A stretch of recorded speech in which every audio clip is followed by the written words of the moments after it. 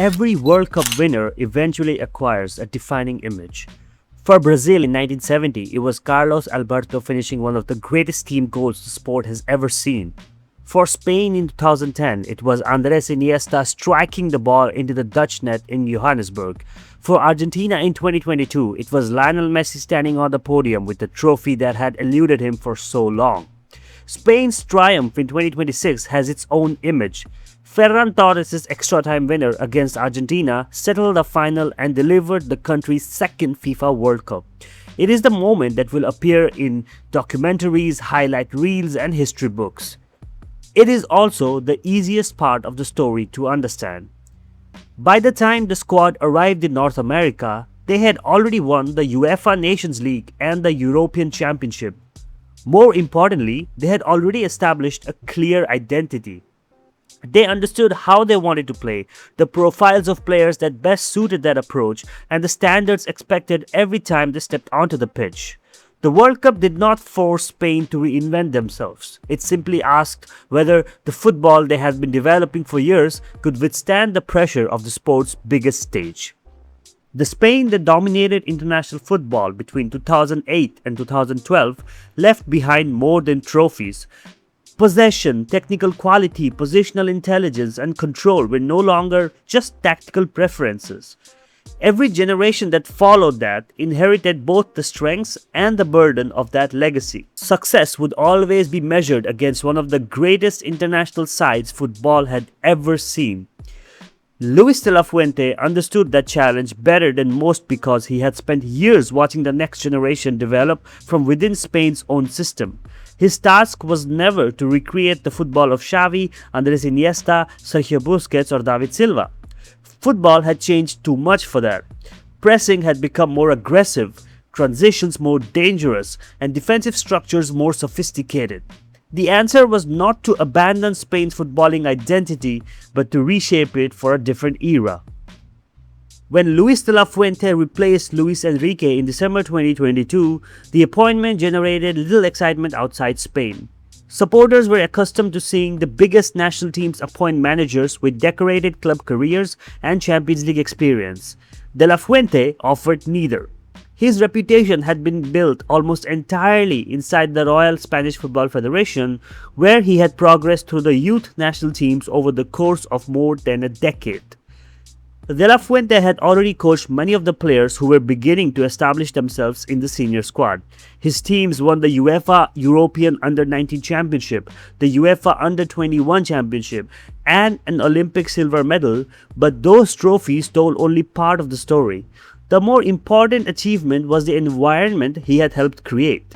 Spain's best young footballers were learning the same positional ideas, the tactical principles, and collective responsibilities before they ever reached the senior national team. That continuity is unusual in international football. Most national team managers gather players who spend the rest of the year working under completely different coaches, each with different tactical demands and priorities. De La Fuente inherited something few international coaches ever experience. A significant portion of his squad already spoke the same footballing language. Training camps were not spent introducing new concepts from scratch. They became opportunities to refine ideas that had already been developing for years. For years, discussion about Spain revolved around the players they no longer had. Every promising midfielder was compared to Xavi or Iniesta. Every tournament reopened the debate about whether Spain could ever dominate football again. De La Fuente approached the challenge from a different perspective. He accepted the principles behind Spain's greatest successes remained valuable, but he also recognized that modern football demanded different qualities. The game had become faster, right? A national team could no longer rely on monopolizing possession alone. Control still mattered, but it had to lead somewhere. The first evidence of this new Spanish team arrived with the UEFA Nations League in 2023. The tournament ended an 11-year wait for senior silverware and gave De La Fuente's project its first major success, but it was Euro 2024 that truly changed perceptions. Spain won every match, defeating Croatia, Italy, Germany, France, and England on their way to the title. More than the results themselves, it was the manner of those performances that stood out. Spain still controlled matches through technical quality, yet they attacked with greater speed, defended with greater intensity, and looked more adaptable than any Spanish side since the country's golden generation.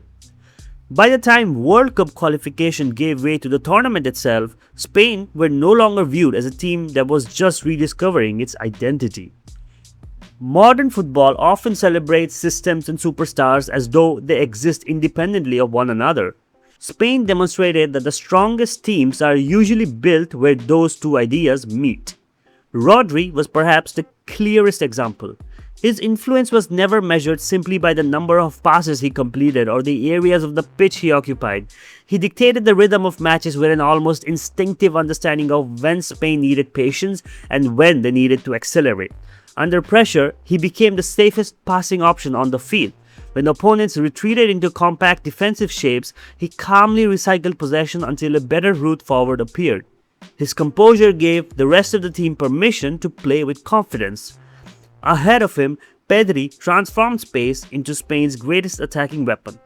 Rather than waiting for the ball in predictable positions, he constantly drifted between defensive lines, searching for areas where opponents hesitated to follow. Those subtle movements rarely produce spectacular highlights on their own, but they forced defensive units to make uncomfortable decisions. Every step toward Pedri created space elsewhere, and Spain possessed enough intelligent runners to exploit it. Fabián Ruiz completed a midfield that balanced creativity with stability. His role often escaped attention because it depended on making the game easier for everyone around him. He connected attacks, covered space when teammates advanced, and carried possession through midfield whenever opponents focused too heavily on Rodri or Pedri. Spain's midfield functioned because each player solved a different problem. The same balance existed across the front line. Lamine Yamal had already established himself as one of football's brightest stars before the World Cup began, but his greatest contribution extended beyond goals or assists. Defenders rarely trusted themselves to face him in isolation, forcing opponents to commit extra players whenever the ball reached his side. Spain immediately exploited the spaces those decisions created elsewhere. While attention followed Yamal, teammates quietly found more room to receive, combine, and attack. Nico Williams on the opposite flank offered a different kind of threat. His pace stretched defensive lines vertically as well as horizontally, forcing opponents to respect the space behind them rather than simply protecting the area in front of goal. Together, Yamal and Williams transformed Spain into a team capable of attacking every part of the pitch. Opponents who defended narrowly surrendered the wings. Those who spread out to contain the flanks exposed the spaces that Pedri and Fabián were eager to exploit.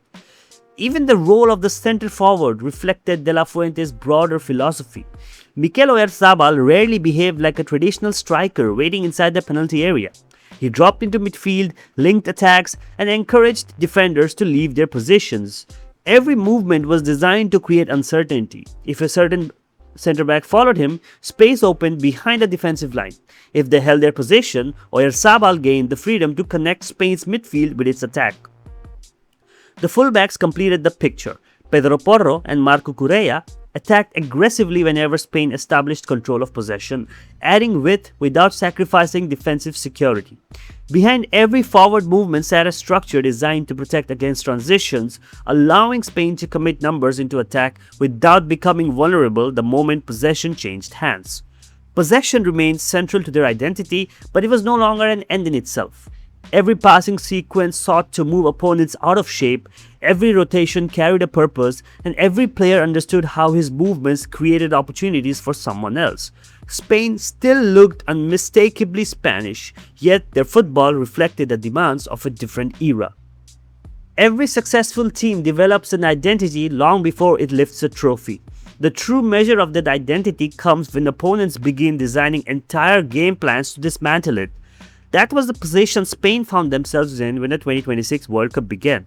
They were no longer an emerging side capable of surprising stronger nations. They had become one of the tournament favorites, carrying the weight of expectation that accompanies every team regarded as the benchmark in international football. The group stage offered an early reminder that reputation alone guarantees nothing. Cape Verde approached the opening match with discipline rather than ambition, defending deep, protecting central areas, and accepting long spells without possession. It was exactly the type of game that had frustrated previous Spanish sides. Breaking down compact defenses has always demanded patience, but patience can easily become predictability when attacks lose their variety. Spain controlled territory, circulated the ball with confidence, and limited Cape Verde to almost no meaningful opportunities, yet the breakthrough never arrived. The match ended without goals, prompting familiar questions from outside the camp about whether Spain had enough cutting edge to justify their status as favorites. Saudi Arabia struggled to contain Spain's movement through midfield, while Uruguay found it equally difficult to disrupt the rhythm established by Rodri and his supporting cast. Spain qualified comfortably for the knockout rounds, conceding no goals during the group stage and steadily growing into the tournament. More importantly, there was no sense that they were adapting to the World Cup. The competition instead was adapting to them.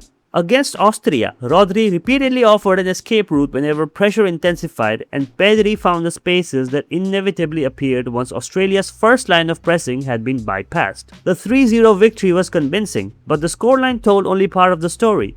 Spain had demonstrated that they could remain faithful to their football even when confronted by one of the tournament's most demanding pressing sides. Portugal presented an entirely different challenge.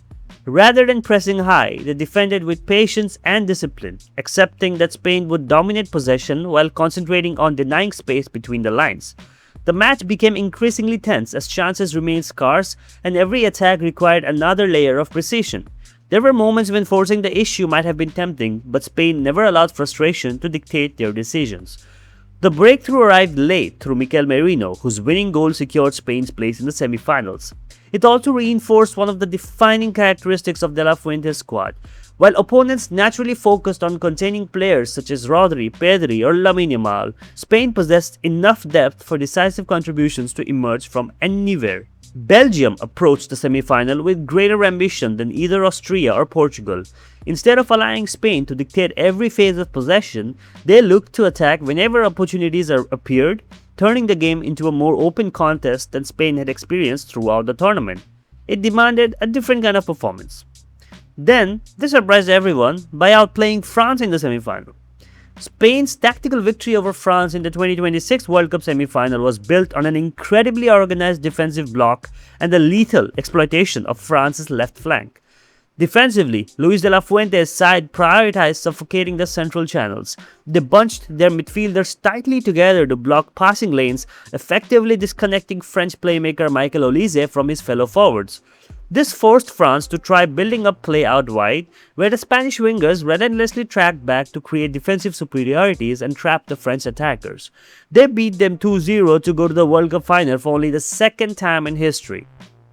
A waiting game in New York was Argentina. Defending world champions, experienced in the unique pressures of football's biggest occasion, Argentina represented the final obstacle between Spain and a second World Cup.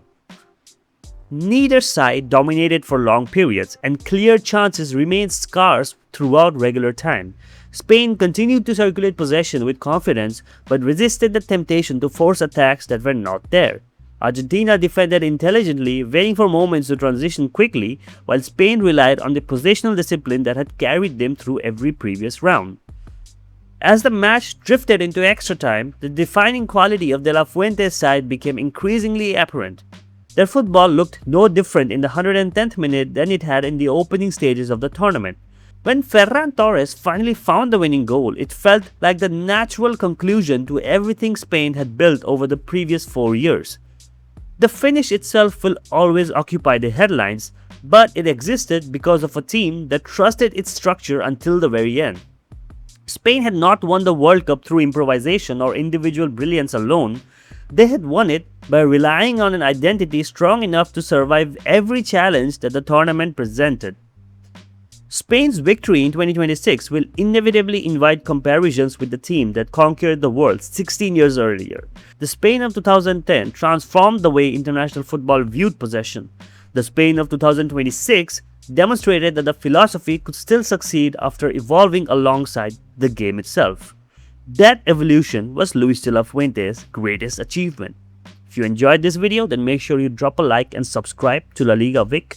I will see you in the next one. Hasta luego.